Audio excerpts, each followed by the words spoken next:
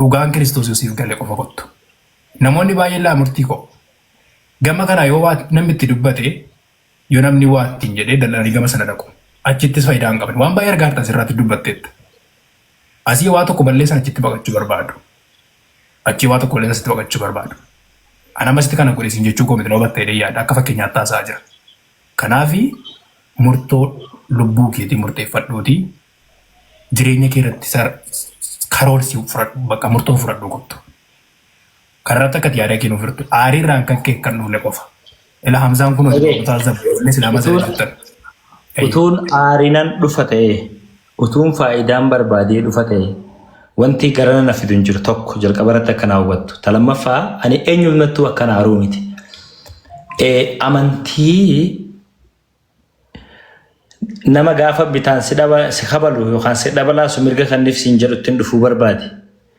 Amantii harka namarraa murii siin jedhu keessaayin arrabsoo keessaayin bo'uu barbaade tokko farratti. Nan dubbise nan taa'e yeroon fudhadhe si galaaraa. Akka fakkeenyaatti Miikiyaas asirra jira. Miikiin inni dhagaa yoo ta'eef mootirraan kaafata. Yeroo hagam ga'eera murtiin gara amantii kanatti utuun saayilantii namuu nan dubbisin akka na barsiisanuuf nama bira nageessi jedhee kan si gaafate yeroo hagam ga'eera jettanii qofa akka naa gaafattanuun barbaade miira tokkoon hin dhufne namaa wal dhabeen hin qabu amantiin itti aare hin qabu fedha mataa kiyyaatiin amantiin koo harmee koo bakka hin bu'u abbaan koo hin jiru harmee kootu jira harmee koo bakka hin bu'u. Obboleessa koo bakka hin bu'u, obboleettii koo bakka hin bu'u. Natu amana qabris kophaan gongalaa mootummaa waaqayyoos bakka hin barbaade. Laa amantiin itti amane sanitti azaabaa seenu anin. Walii gallaa miti. Karaa ifi itti amane sanitti. So miikii naa deebiin isinii kannu. Ayyee galatooma. Baay'ee murtiin naa barreessee ture. Naafis bilbilee ture garuu. Inaman debar akkamitti waan jalaatan irratti fakkaachaa ture. Waan inaman debaran callisee jala dhiise. Tekisti yaa dubbisee waan dhiise. Innis itti mul'ata. Garuu na gaafachaa ture. Namoota na barsiisanii namoota waan akkanaa na barsiisanii natti fidina jechaa ture bar. Kanadha. Ta'us garuu amma baruuf barbaadeera. Amanus amanuu baatus murtiini baruu waan gaarii. Ilaamee waan tokko isinitti himaa asumarratti meeqii dhiifama naa ta'e. Haasa'an seetti dheeressee utuun faayidaa barbaade gara amantii kanatti dhufee piliis taaptaap naa godha piliis ilillii naa kanna ilaa jalqaba yeroon dhufe waanan jedheen si himu namni ilillii tokko naa kannite murtiitu gara kiristaanatti dhufeette anin mootummaa waaqayyootiin si gaafadha dhiifama siin godhu yoo akka murtiitti ta'e ala birrii tokkoon taaksii akka naa kafaltuun barbaadu. Sigalee miti amantii maallaqaan nama yaamanii bakka barbaadan nama geessanii gartee hooy amantii biraa amansiisan keessaa hin ba'ee dhufuu barbaade yoo kun badii ta'e anatu badii qaba. Murtiin humaa isinirraan barbaadu hin dubbisaa kan dubbifarraa hafe kan matsaafa qulqulluurraa hafe isinirraa dhagaa dhumeera kanuu. Walumaa galatti murtiin asitti walitti nu qabuunsaa baay'ee gaariidha.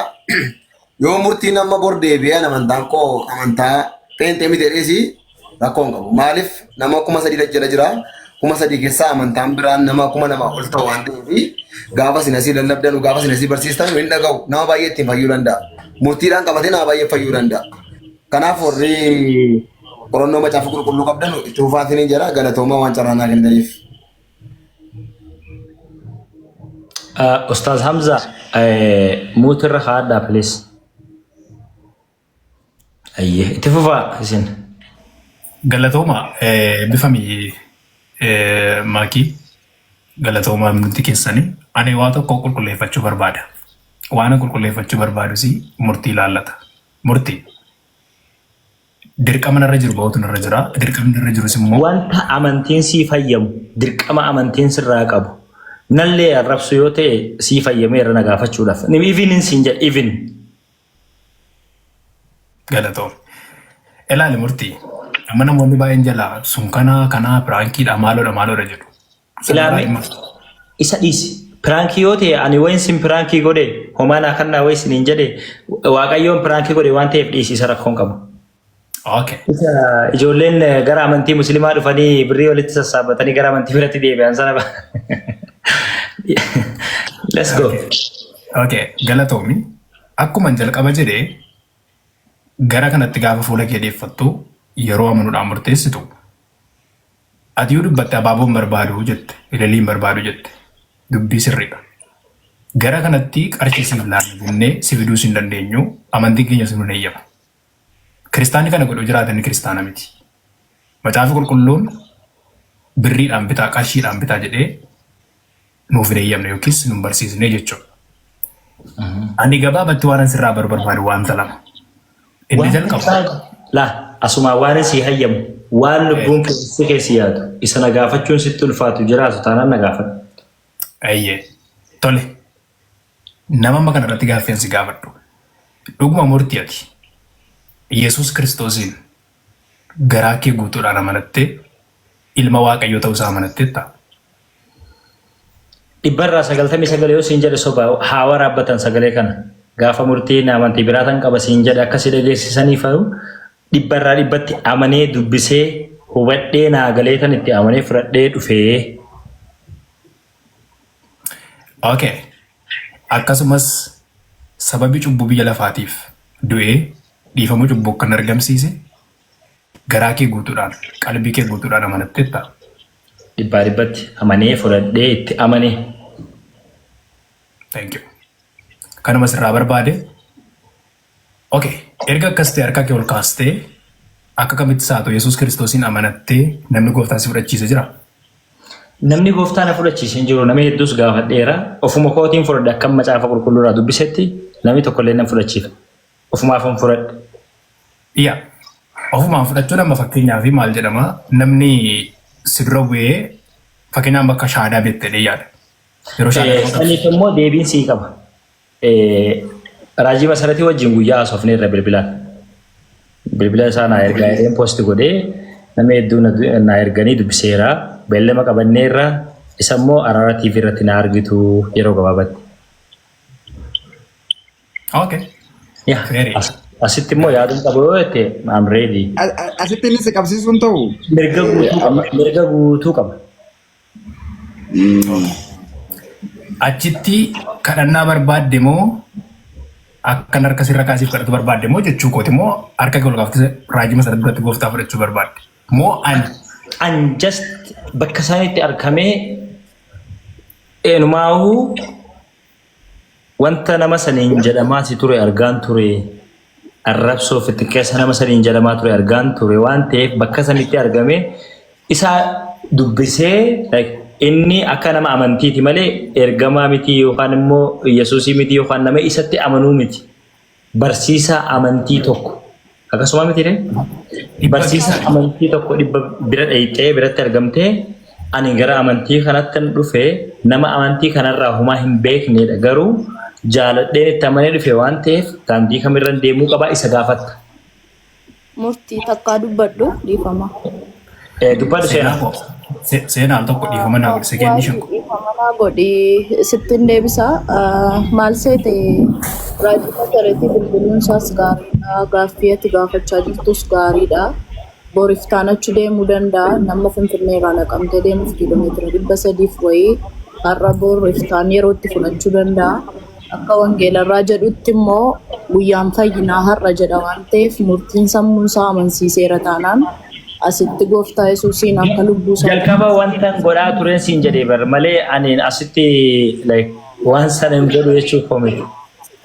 Takka waan hin deemaa jiruuf na xumursiisa. Amma gooftaa itti amantu kana fudhattee yoo barbaadde saba kana duratti fudhattee guyyaa biraa immoo Raajii Masarat birallee dhattee waaqeffachuu eebbifamuu dhuga ba'umsa biraallee kennuu hin dandeessa. Kun fedhii yoo taate si gaafannaa kabaja. Uumaa tokko rakkoon hin jiru isaaf seenaa. Galatoom. So, tarii Sheek Hamzaan fa'aa gara boodaarran dubbatu jedhee yaada sagantaa keenya xumurre nu of galchanii Sheek Hamzaa lachuu jechuudha Hamzaa Ibraahimii fi Sheek Hamzaa Jaabir nu of galchanii. Isaan keessummoota keenya yaada jajjabeessu nu dabalu malee yaada biraa nu dabalu jedhee yaadu. Okay. Anammaa san jira. Akka ati harkatti ol kaaftee gooftaa fudhattu sunan barbaada. An kana gochuudhaaf qophiidha. Ati yoo gochuudhaaf qophii taate. Yeah, I'm ready. Okay. I'm okay. Komentii irraa yaada kee. Komantii maayinni komantii takkaa dubbisee hin beeku komantii. Hamzaa harka ol qabaa jiru Ustaa Hamzaa Fatarii yoo iyyamtiif. Tole, Hamzaa dubbatanii takkoon qabu. takka yaadan fudhadhaa murtii xiyya hundi keessan baga nagayaan jiraattanii baga Ameen. nagayaan Ameen. taa'anii Ameen. murtiin ilma Oromooti. Ilma Oromoo keessaa immoo Eesh. Harargicha keessaa immoo akka nama kiyya anaaf. Amantii fedha yoo qabaates karaa fedha yoo deemes amantiin ta'a abbaati. Yes. Karaa murtiin islaamumarraa bahee osoo yahudallee tahee murtummaa isaan dhiisuu beeka. Dhiini isaa narraa hin kutamu. Isin hundi warri asirra jirtan kan gartee Oromoodha anaaf obboleeyyan. Amantiitu addanu godha malee. San duratti murtii gaafii sadiin gaafachuu barbaada akka obboleessaatti. Akka obboleessaatti naaf hayyamtaa murtii kiyya yoo hayyama keetiin taateen si gaafadha. Hayyama qofa osoo hin taane afur si godheetiin si hayyama sadii gaaf no sheekhaa na obsate. Afur godheetiin si hayyama. Gaafiin ati na gaafattu amantii wal qabatee haa ta'u rakkoon qabu. Yes. Yes. Gaafiin sadeen murtii maaltu akka amantii islaamaa jibbitee irraa baatu si taasise? Bakka waajjii san nageessi akkasitti bareeddi dubbiin. Ana angeessuun beeku warri beektan keessaa rakkoo na deebisaaf wanji waa tokkoon dubbatin ati. Ana deebisaaf. Ana waan ta'eef. Gabaabsee asii deebisu takka gizee tana asii deebisu lammataa akka sadaffa. Akkuma takkaan hin gaafadha. Murtiin nama Duraa san si deebisi. yaa duraa gaafiin duraa akkana jetti murtii maaltu